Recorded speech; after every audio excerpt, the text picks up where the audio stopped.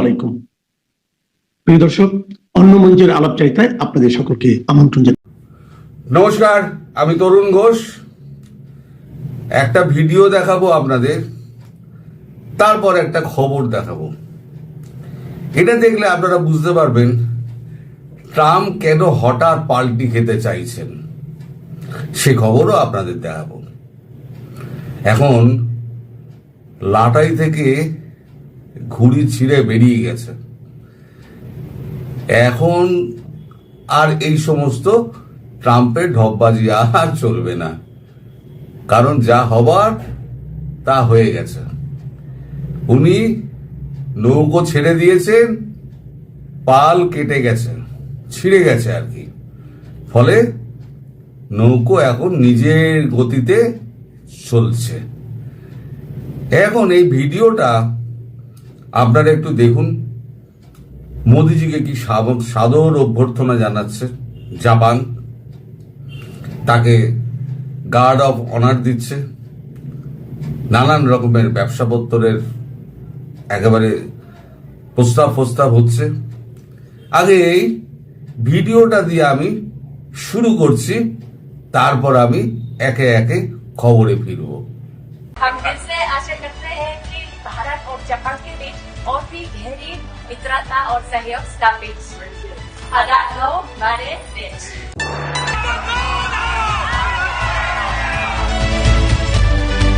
पारी जावो रे बलिहारी जावो रे मारे सतगुरु आंगन आया रे मेवारी जावो रे।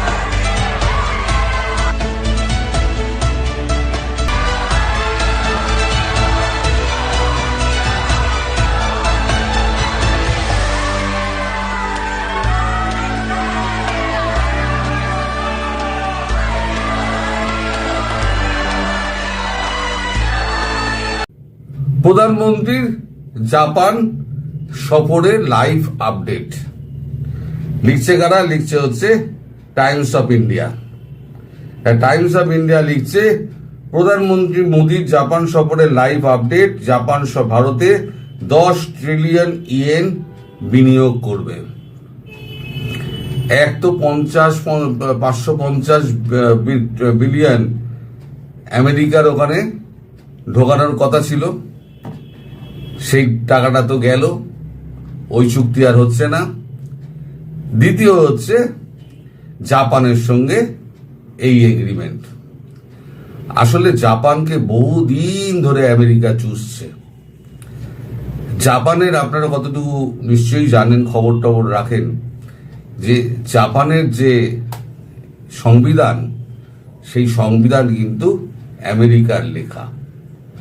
দ্বিতীয় বিশ্বযুদ্ধে হিরোশিমা নাগাসাকিতে পরমাণু বোমা ফেলার পর জাপান যখন আত্মসমর্পণ করেছিল, তখন সেখানে একটা চুক্তি হয়েছিল যে এবার যে সংবিধান হবে সেই সংবিধান আমেরিকার কথা অনুযায়ী হবে। তখন জাপানের এমন অবস্থা, জাপান তখন মাথা তুলে দাঁড়াতে পারছে না, দেশ পুরো ধ্বংস হয়ে গেছে।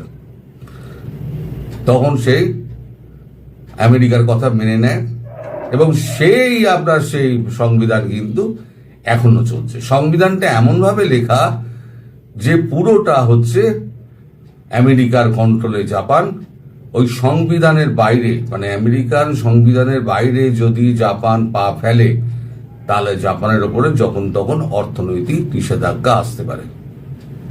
জাপানের কাছে এটা একটা ছিল ভয়ের ব্যাপার। এবার জাপানের কাছে কোনো রকম বন্ধু বান্ধব নেই।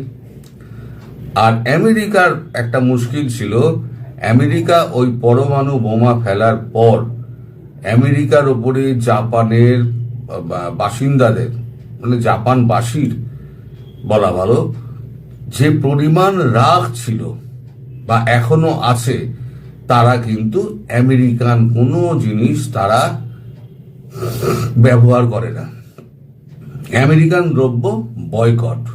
ফলে আমেরিকায়, মানে জাপানে আমেরিকার কোনো রকম বিজনেস খুব একটা হয় না।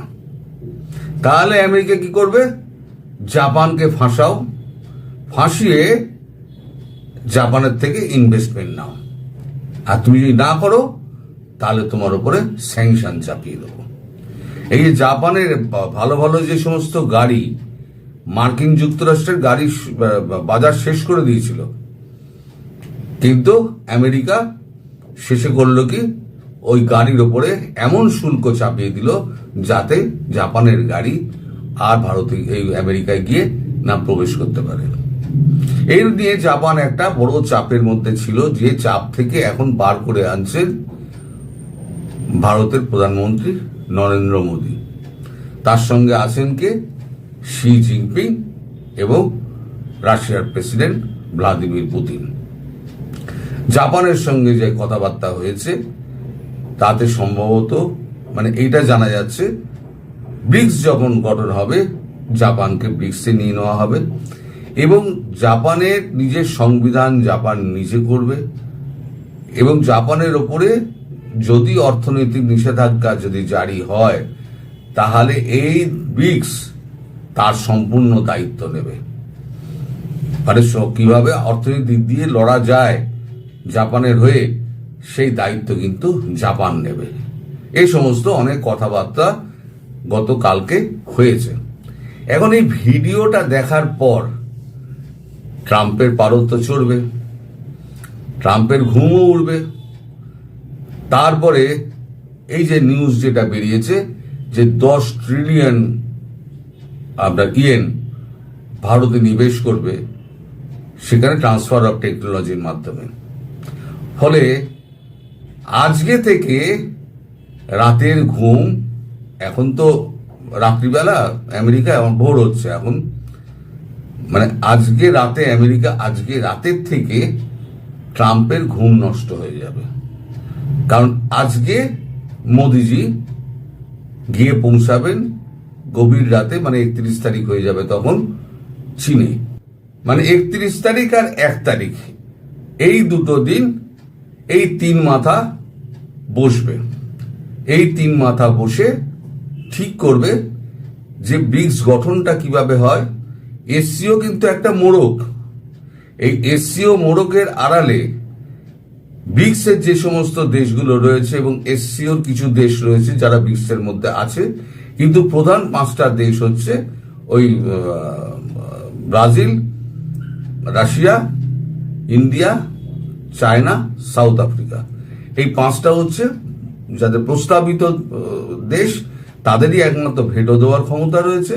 বাকি আরো 4টে দেশ রয়েছে এবং 40টা দেশ লাইনে আছে যারা ব্রিক্সে জয়েন করতে চায়। কারণ এই আধিপত্য, ট্রাম্পের এই আধিপত্য এবং ডলারের ওয়েপনাইজেশন, ডলারকে অস্ত্র ব্যবহার করে হিসেবে ব্যবহার করে যে পৃথিবী শাসন করতে চায় আমেরিকা, তার বিরুদ্ধে রুখে দাঁড়ানোর এই হচ্ছে প্রকৃষ্ট সময়। ফলে এবার ব্রিক্সে কি হচ্ছে, এসসিওতে কি হচ্ছে, তাই নিয়ে ট্রাম্পের কিন্তু মাথা ব্যথা হয়ে গেছে। এবার এই খবরটা যখন ব্রিক্স যখন গঠনের প্রক্রিয়া চলছে, তার ব্রিক্সের অফিস হবে কিন্তু ভারতে, সেটাও কথা হয়ে গেছে। এসসিওর অফিসটা হবে কিন্তু চীনে, এটা বেজিং এ হবে চীনের। তো এই কথা এতদূর কথা এগিয়ে গেছে, তাহলে এবার গঠন প্রক্রিয়াটা শুধু শুরু হবে এই, মানে এর মধ্যে দিয়ে, মানে আপনার আলোচনার মধ্যে দিয়ে সেটা একটা চূড়ান্ত রূপ নেবে। তারপরে আবার নানান রকম কাজকর্ম আছে, এটা গঠিত হতে হতে আরো 6 মাস সময় লাগবে। গতকালকে এই আমাদের ওই মুখপাত্র যে, তার নাম হচ্ছে ক্যারোলিন ল্যাভিট একটা প্রেস কনফারেন্স করেছেন। সেই প্রেস কনফারেন্সে তিনি বলছেন যে আমাদের প্রেসিডেন্ট ডোনাল্ড ট্রাম্প তিনি ট্যারিফ নিয়ে আবার নতুন করে ভাবনা চিন্তা শুরু করেছেন, আবার নতুন করে দেশগুলোর সঙ্গে তিনি কথা বলবেন, ট্যারিফকে রিকনসিডার করতে হবে। অর্থাৎ ট্যারিফের যে আঘাতটা যেটা আমেরিকার উপরে পড়তে শুরু করেছে, সেই আঘাতটা বুঝতে পারছে এবার ট্রাম্প। আমি বলেছিলাম 2 মাস ওয়েট করুন, কিন্তু দেখা যাচ্ছে 10 দিনের মধ্যে ট্রাম্প বুঝে গেছেন। তা ওরা এখানে একটা টাইমস অফ ইন্ডিয়া একটা খবর করেছে, না মানি কন্ট্রোল একটা খবর করেছে, Trump takes U turn on India tariff, Leavitt announces. এই ভিডিওটা হচ্ছে থাম্বনেল। পরে এটা যেমন আপনার ভিডিওর একটা অংশ, আমি ক্লিপ একটা এখানে দিয়ে দিচ্ছি, ক্লিপটা একটা স্টিল পিকচার আমি দিয়ে দিচ্ছি, কারণ এটা অন্যের থেকে নেওয়া, তো তাই আমি ভিডিওটা আমি নিতে পারবো না। তো এই হচ্ছে সাম্প্রতিক অবস্থা। তাই আমি বলছি যে লাটাই থেকে ঘুড়ি ছিঁড়ে বেরিয়ে গেছে, নৌকো দড়ি ছিঁড়ে বেরিয়ে গেছে। এখন ট্রাম্প আর ওই রিকনসিডার করে ট্রাম্প কিছু করতে পারবে না। মার্কো রুবিও তিনি পাঠে নেবে নানানভাবে, আমাদের মন্ত্রীদের বাণিজ্য মন্ত্রী আমাদের পীযূষ গোয়েল তার সঙ্গে কথাবার্তা বলে বিদেশ মন্ত্রীর সঙ্গে যোগাযোগ করে ব্যাপারটাকে মিটমাট করার চেষ্টা করছেন। কিন্তু মার্কো রুবিও বিদেশ মন্ত্রী জয়শঙ্করের কাছে বাচ্চা ছেলে, তিনি কিছুই বোঝেন না। জয়শঙ্কর যে এমন কাটিয়ে বেরিয়ে যাবেন তিনি ধরতেও পারবেন না। তো যাই হোক, বাঞ্চ অফ ইডিয়টস যেখানে বসে আছে সেখানে তাদের সঙ্গে কথা বলে লাভ নেই।